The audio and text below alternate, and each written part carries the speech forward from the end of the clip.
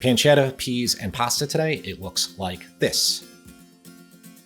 Predominant flavor here is going to be the pancetta fat. If you don't have pancetta, use bacon. Doesn't matter, it's the same thing. I always say this, don't worry about that, and let's make it. So I always like to show you all the ingredients so you know that you can make this, properly. This has really nothing to it because you could substitute that bacon and pancetta. We have an onion, and shallot would be great in it too. Garlic. Here's pancetta. Don't need all that. That's a huge block. And these are frozen peas. I prefer them over canned peas. I'm using rigatoni for this one. In the print recipe, I use shells. Shells catch the peas, so it's actually a better pasta. And those are the dry ingredients, the pepper and parsley, because I couldn't find fresh parsley.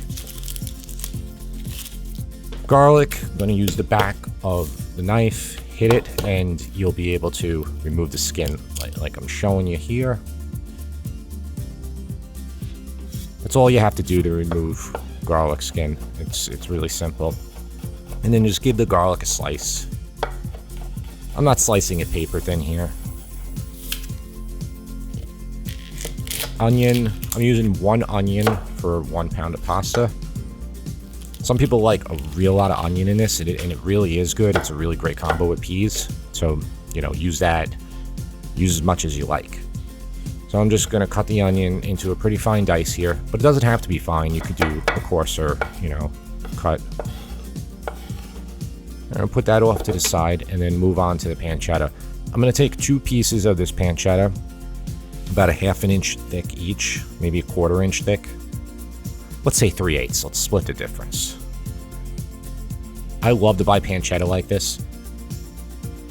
Normally, where I go, you could get this, it's $9.99 a pound for this. This is good quality pancetta. It's not ultra high-end pancetta, but I'll tell you, I really like this one. And, right now, so what am I using? I'm using $5 worth of pancetta. There's Parmigiano Reggiano. I forgot to show you that before. Just wanted to show you that. So yeah, $4.99 of pancetta. Literally a couple other dollars of ingredients. At the Checo box is $1.50, $2. So, this is essentially, this is like an $8 dinner, for 4. So I'm cutting up that pancetta into cubes that are about 1/4 inch to 3/8 inch squares. I like to start with them pretty large because it will cook down and shrink a lot. And, if you buy that little stuff in the pre-cut stuff, it gets so small. And, so this takes a long time. It takes about 15 minutes to cook your pancetta, maybe 10 minutes, depending on how hot. You don't want to put your heat that high. But when it gets really crispy like this, you're going to be left with just beautiful, beautiful pancetta that's so good. You're just going to want to eat it right now. And you're going to be left with that wonderful, wonderful fat in your pan. And you want to save all of it. That's the magic of this dish, which is similar to alla gricia, but how you cook the pasta in there, and it's similar to the cauliflower pasta with pancetta. The alla gricia has guanciale, but guanciale, pancetta, bacon, they're all interchangeable. Put the onion in here, and I'm going to let it get soft, but I'm lowering that heat. I don't want my heat that high, so I don't want my onion to burn or brown. I want it to just meld, into like translucent. So it'll take about 3 to 4 minutes for that to happen, maybe 5. I'm adding the garlic in second, because if I put them in at the same time, the garlic would burn a little bit. So yeah, I'm shaking my hand with the hot pepper. A lot of people don't like hot pepper in this dish, and this is all a personal preference thing. I don't even put it in the recipe, like on the print recipe. So, but if you like it, add it. And today, when I was making this, I said, you know what, I want to do it. So I did. But this is all about you, what you want, what you like, what your family likes. Just remember that. They're gonna tell you.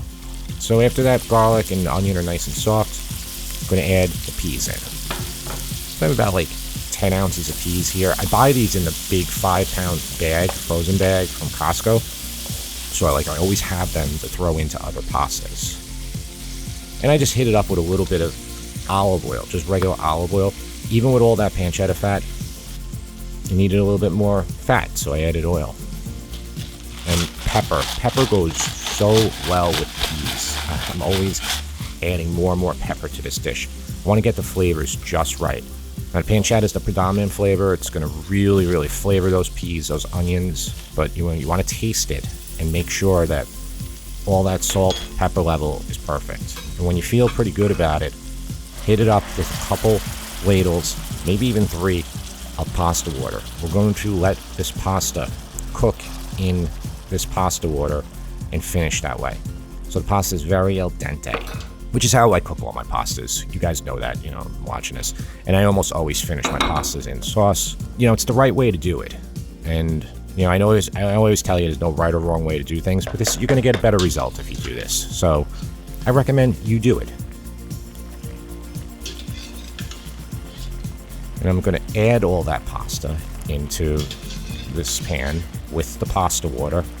And I want the pasta to absorb the pancetta fat and the starchy pasta water. It's going to get creamier. It's going to emulsify. It's going to create a better dish. Yep, so just let it keep cooking. If you lose too much water from evaporation, just add some more in, just like a ladle or 2 at a time. And it needs more pepper. I just love pepper. So it's getting more pepper. Because it had enough pepper prior to putting the pasta in, but then all that pasta comes in, and then it needs more pepper. Yeah, so I'm just showing you, I'm touching that, and is it done yet? Let's take a bite. Let's see. Okay, you can do some flips to increase emulsification, and that's looking really, really good. It's almost there. Yep, see that emulsification? That's exactly what we want.